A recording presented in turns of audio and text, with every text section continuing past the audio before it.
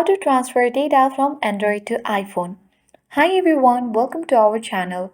This is Rose and I'm here to guide you on how to transfer data from Android to iPhone.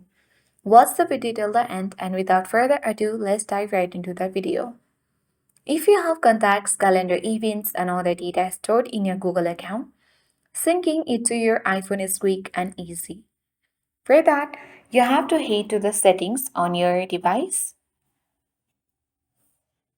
and then scroll to the bottom of the screen.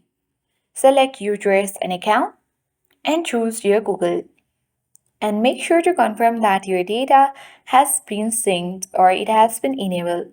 Once done, on your iPhone, you have to go to Settings, select Mail, tap Accounts, and then choose Add Account. You have to choose Google and sign in with the same account you used on your Android device. You have to toggle on contacts, calendars, and other data you wish to sync. Once done, you will successfully transfer data from Android to iPhone.